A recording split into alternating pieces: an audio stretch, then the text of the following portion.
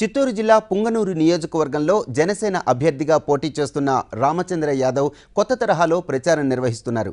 ఇప్పటికే TDP, YCP అభ్యర్థుల వల్ల పుంగనూరు అభివృద్ధి ఆగిపోయిందంటూనే తాను ఇస్తున్న హామీలను 100 రూపాయల స్టాంప్ పేపర్పై అగ్రిమెంట్ రాసి చూపిస్తున్నాడు.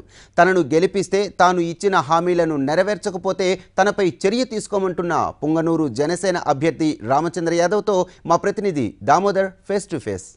పుంగనూరు నియోజకవర్గంలో సామాన్య కుటుంబానికి చెందిన యువకుడు రామచంద్ర యాదవ్ ఈసారి జనసేన పార్టీ తరఫున ఎన్నికల్లో బరిలో నిలిచాడు. సామాన్యుల కష్ట నష్టాలు తెలుసుకున్న ఇతను నేరుగా తాను ఎన్నికల్లో నెగ్గిన తర్వాత ఏం చేస్తానంటూ అగ్రిమెంట్ రూపంలో ప్రజలందరికీ హామీలు ఇస్తుండడం కొత్త విశేషం. ముఖ్యంగా 25 హామీలను ఇందులో ఆయన ప్రవేశపెట్టాడు. ఏకంగా తాను హామీలను నెరవేర్చకపోతే తన మీద మీరు ఎలాంటి చర్యలైనా తీసుకోవచ్చు అంటూ చెప్పడం ముఖ్య విశేషము. నామినేషన్ రోజు నుంచి ఇప్పటి వరకు ఆయన సుమారు 25 హామీలను ప్రజల్లోకి తీసుకెళ్తూ తాను వీటిని నెరవేర్స్తానంటూ చెప్తున్నాడు.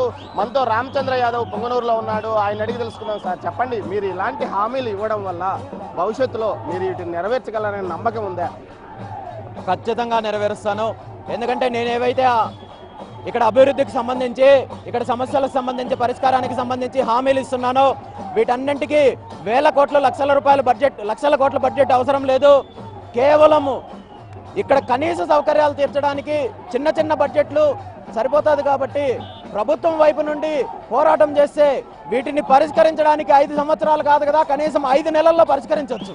మీరు బోరు బావులు వేయిస్తానంటారు. ఇప్పటికే ఈ ప్రాంతంలో చాలా వరకు భూగర్భ జల సమస్య ఉంది. ఈ సమయంలో మీరు బోరు బావులు ఫ్రీగా వేయిస్తాను, డీజిల్కి మాత్రం మీరు ఖర్చు పెట్టుకోండి అని చెప్పడం వల్ల భూగర్భ జలాలు ఏరే చోట మీరు ఎలా ఈ విధంగా ప్రయత్నం చేయబోతున్నారు? నేను చెప్పింది, ఎవరైతే రైతులు బోరు వేయాలనుకుంటున్నారో వాళ్ళ బోరు కోసం ఎక్కువ అప్పుల పాలవుతున్నారు, లక్షలు పెట్టుబడి పెడుతున్నారు. కాబట్టి బోరు వేయాలనుకున్న రైతులకు మాత్రం నేను నా వైపు నుండి కేవలం డీజిల్ ఖర్చు భరించడం ద్వారా పూర్తిగా బోరు వేసిస్తానని చెప్పాను తప్ప బోర్లు ప్రతి రైతుకి వేయిస్తానో లేదా ఇంకో రకంగానో చెప్పలేదు. మెయిన్ మీరు ఏమేమి అగ్రిమెంట్లో మీరు ఎలాంటి హామీలు ఇచ్చారు? ఈ ప్రాంతంలో ఉన్న రోడ్ల సమస్య అయితే ఏమి, రవాణా సమస్యకు సంబంధించి, తాగునీటి సమస్యకు సంబంధించి, విద్యార్థులు చదువుకోవడానికి కాలేజీల ఏర్పాటుకు సంబంధించి, అదేవిధంగా ఈ ప్రాంతాన్ని పారిశ్రామికంగా అభివృద్ధి చేయడానికి సంబంధించి, అదేవిధంగా ఈ ప్రాంతంలో ఎమర్జెన్సీ హాస్పిటల్స్ సంబంధించి, ఈ ప్రాంతంలో రోడ్లు సౌకర్యంతో పాటు ఏపీఎస్ఆర్టీసీ డిపో ఓపెన్కి సంబంధించి ఇలాంటి సమస్యలన్నింటినీ పరిష్కరించడంతో పాటు ఇక్కడున్న అన్ని గ్రామాలకు రవాణా సౌకర్యం, మంచినీటి సమస్య పరిష్కరిస్తానని మొత్తం 22 సమస్యలకు సంబంధించి నేను అగ్రిమెంట్ ఇవ్వడం జరిగింది. ఎలా ఉంది మీకు రెస్పాన్స్ జనంలో? మీరు వెళ్తుంటే ఈ అగ్రిమెంట్లు కానీ ఈ హామీల మీద మీరు ఇస్తున్న స్టాంప్ పేపర్ల మీద మీరు రాసి ఇవ్వడాన్ని యువకుల నుంచి కానీ అదేవిధంగా ప్రజల నుంచి ఎలా రెస్పాన్స్? ఈరోజు నేను ఏదైతే అభివృద్ధికి సంబంధించిన అంశాలపై నేను మాట్లాడుతున్నానో వాటికి రాష్ట్రంలోనే మొట్టమొదటిసారిగా 100 రూపాయల స్టాంప్ పేపర్ పైన చట్టబద్ధంగా లిఖితపూర్వకంగా హామీ ఇస్తున్నాను.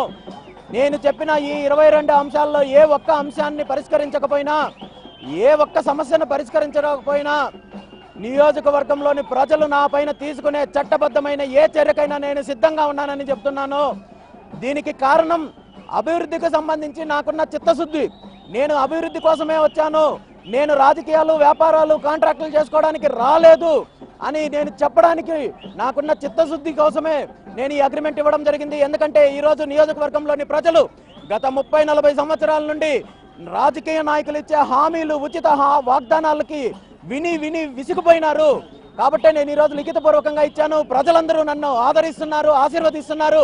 ఖచ్చితంగా రాబోయే రోజుల్లో నియోజకవర్గం మారుతుంది, నియోజకవర్గం అభివృద్ధి చెందుతుంది, ఇక్కడున్న సమస్యలు తీరుతాయని ప్రజలందరూ విశ్వసిస్తున్నారు. కాబట్టి నన్ను నమ్ముతున్నారు. ఈ మొత్తం గతంలో చాలామంది నాయకులు ఇక్కడ 2 కుటుంబాలకు చెందిన నాయకులు పరిపాలన చేశారు సుదీర్ఘ కాలం పాటు. స్వతంత్రం వచ్చిన తర్వాత మొత్తం 3 కుటుంబాలు మాత్రమే ఇక్కడ పరిపాలన చేసిన పరిస్థితి కనిపిస్తున్న నేపథ్యంలో ఇక్కడ మార్పును మీరు తీసుకొస్తారనే నమ్మకం ఏ విధంగా మీకు కలుగుతుంది? ఇక్కడున్న ప్రధాన సమస్య కూడా మీరు చెప్పినట్లు 2 పార్టీలు, 2 ప్రభుత్వాల గురించి కాదు. ఈ ప్రాంతము పూర్తిగా నిర్లక్ష్యానికి గురి కావడానికి కారణము పుంగనూరు నియోజకవర్గం వెనకబడిన ప్రాంతం కాదు, వెనక్కి నెట్టేయబడ్డ ప్రాంతము. మీరు చెప్పిన 2 కుటుంబాలు వాళ్ళ కుటుంబాలను బలపరచుకోవడం కోసం, వాళ్ళ వ్యాపారాలు, వాళ్ళ వర్గాలను బలపరచుకోవడం కోసం ప్రయత్నించారు, కృషి చేశారు తప్ప నియోజకవర్గంలో ఉన్న సమస్యలను పరిష్కరించడానికి కానీ, నియోజకవర్గాన్ని అభివృద్ధి చేయడానికి కానీ ఏమాత్రం కృషి చేయలేదు. ఈ రోజు ఈ విషయం ప్రజలందరికీ తెలుసు. ప్రజలు ఈ రోజు ముఖ్యంగా మార్పు కోరుకుంటున్నారు. ఇక్కడ సమస్యల పరిష్కారం అవ్వాలి, అభివృద్ధి కావాలి, మాకు ఈ రాజకీయాలు వద్దని కోరుకుంటున్నారు కాబట్టి నన్ను ఆదరిస్తున్నారు. మార్పు తనతోనే మొదలు కావాలంటున్నాడు యువకుడైన రామచంద్ర యాదవ్.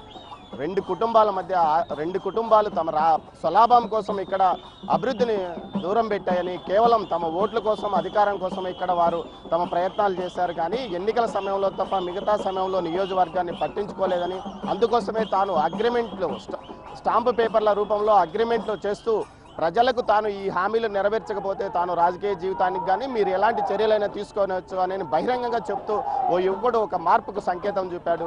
ఈ మార్గంలో ఇతను విజయం సాధించాలని చూద్దాం. అంతేకాకుండా తనకు అవకాశం ఇచ్చిన జనసేన పార్టీకి కూడా తాను మంచి పేరు తెస్తానని, తనకు మంచి విజయావకాశాలు కనిపిస్తున్నాయని, గ్రామాల్లో ఎలాంటి ఎటుచోటుకు పర్యటనకు వెళ్ళినా ప్రజలందరూ నీరాజనాలు పలుకుతున్న పరిస్థితి కనిపిస్తుందని, ఖచ్చితంగా ఇక్కడి నుంచే మార్పు సాధ్యమవుతున్నాయి అంటున్నాడు రామచంద్ర యాదవ్. కెమెరా పర్సన్ పురుషోత్తంతో దామోదర్, ఎన్టీవీ, పుంగనూరు నియోజకవర్గం నుంచి.